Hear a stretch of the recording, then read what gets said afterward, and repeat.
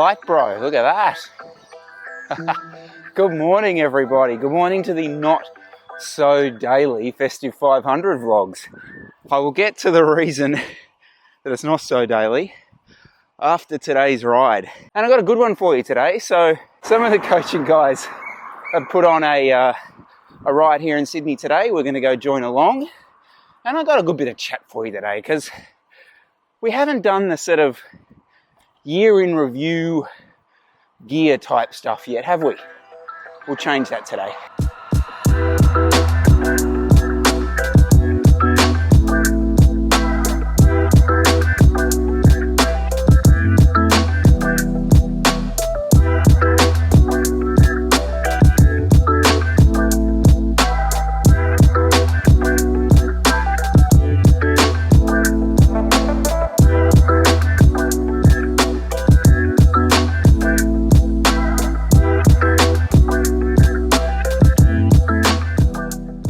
For those playing along at home, the guys are just heading back out there. I will catch them back up. We are on Black Forest Road. I think that's right, Garmin, is it? Sorry, Darks Forest Road. Apologies. Which is a really nice little, what was it, 7K addition to just the Princes Highway, which runs down, it runs south here in Sydney down to Wollongong. It's a nice little 7K section out and back. And just have a look at that, right? Fantastic little stretch of road. Just while I've got you guys, I do want to quickly mention the Devel vlog, the most recent vlog that I put up. There's clearly a third reason that I delayed doing the vlog, okay? Which is, did it add any value?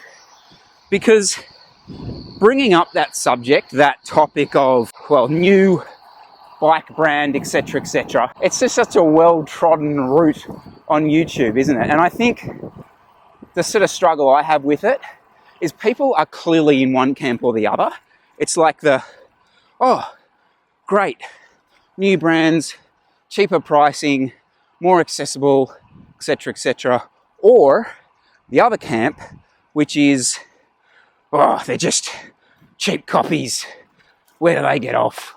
I don't know, I don't know where I sit particularly, but I will sort of say that if you are going to nail your colours to the flag this early on, and you want to nail your colours to that second flag, you better have the bank to back it up because you're going to be buying expensive bikes for a long time. Anyway, I better catch back up. I'm dropped.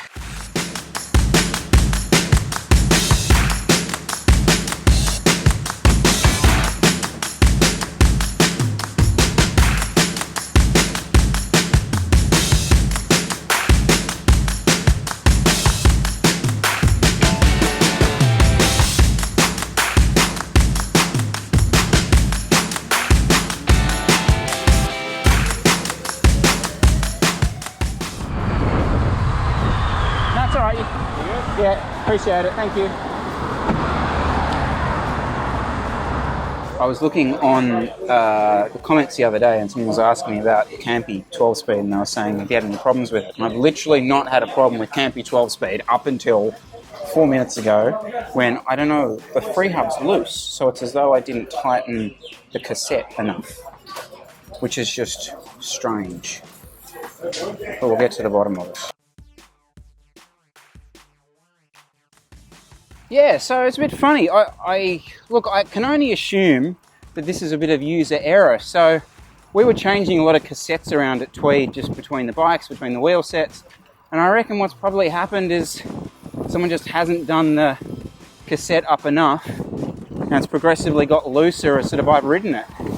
Because I can't see anything else that's mechanically wrong with it. So I don't think we can turn around and get fully aggressive against Campy. It hasn't done a sudden 12-month death. I think it's just a bit of user error.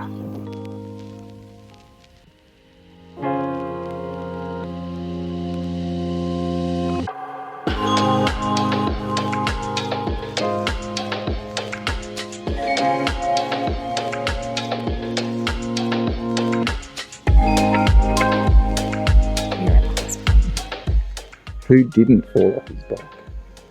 You. Me. I didn't fall off my bike.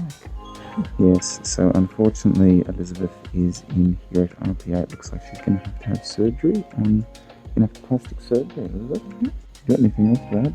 Yeah, I'm pretty hungry. Oh yes, so Elizabeth's now fasting. This is vegan fasting. Live. Kids are oblivious. They're actually just slowly opening Christmas Day presents over 3 days, which is actually a good solution. Yeah, apart from that, hopefully it goes well. Yeah, so that sucks. Totally sucks, actually. So, yeah, Elizabeth, just to fill you in the gaps there on Christmas evening, really, we were just tidying up after a great lunch, and she was doing the washing up, put her hand into the sink, and sliced her finger, guys, like sliced it. She's made out that it's not much there, but it's gone through to like the tendon, so it's a really important, like, for her work as well. A lot of her work is, it's mouse, keyboard type stuff, so my sort of thinking at the moment is like, let's try and, there's no particular hurry, let's just make sure it's a good job and it's done right. So yeah, that's kind of where we are with that. So I'm faring between here and there, and look, just super lucky that mum and dad are in Sydney at the moment and really keen to spend time with the kids. Well, they're always keen to spend time with the kids, but you know what I mean. Just seamlessly transitioning onto another subject, probably out of there enough now. So I'm talking to you currently on the Sony A7C. As many of you probably who follow me a little bit on Instagram saw that I was selling some of my old cameras and moved to this guy. And I'll tell you what, the specific reason I moved to this guy is a color profile called HLG3. It's like a high dynamic range thing.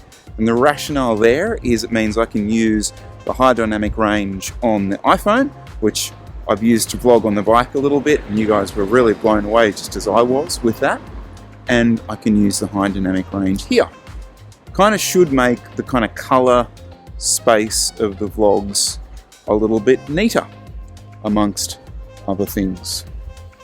Okay, well hopefully she'll be out pretty soon, but let's finish up with just a tiny bit of product chat. So as I mentioned to you guys on the Epic vlog, I've changed shoes again. Look, there's no conspiracy theory necessarily about the bonds or anything like that. It's boiled down to a sizing issue, an evenness of pressure, which brings me on to these. Now, it's funny, like in the Festive vlogs last year, I was riding the Rapha Classic shoes, and I never actually really talked to you much about them.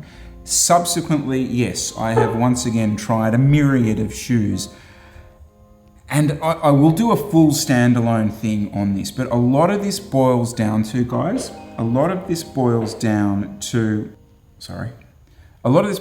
sizing. It turns out that I've really been running a half size too small in all my shoes for approximately 3 years, since I started getting completely obsessed with shoes. Now, which brings me on to these. And I just want to quickly answer one question, which is, why would you buy lace-up shoes? Because, like me, you probably looked at them and thought, well, hang on, there can't be a performance shoe. You got frigging laces flapping about all the place. It's a waste of time, it's a faff, etc., etc. It does take more time. I can guarantee that. What I consider the one advantage or the one reason you would do the lace shoe, and it is the evenness of the pressure that you can generate over the top. Now, that is the one thing with boas that you will always not quite have a full even pressure across the top of the foot. Now, I want to show you, apologies, my feet are disgusting to look at, so I'll put some sort of like, watch this at your own peril in front of it. But my feet have a kind of bony protrudingness over the top of them. There's no fat over the top of that shoe. There's no flesh to it. So whatever pressure is on the top of my foot is basically, it's like doubled. So for me to be able to even that pressure out is a really nice thing. And the thing that I find with these, it's a very soft faux leather on top, okay? Which takes a lot of that pressure across from me. So I found it from all the shoes that I've tried, that they're essentially comfortable, but at a certain time or a certain moment, I will get some pain across the top of the foot. And it really boils down to the BOA system for me, not being able to even that out. Yes, they are a faff. Yes, they are impossible to adjust on the fly. But for me, right now, they're the best solution. So guys, that is the Not So Daily vlogs done for today. I'll see you soon. Hopefully Liz is, fingers crossed, and she's digited. All right, see ya.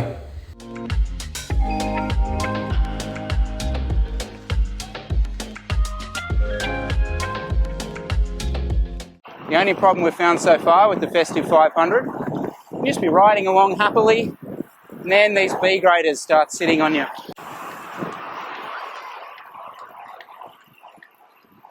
And you just can't get rid of them.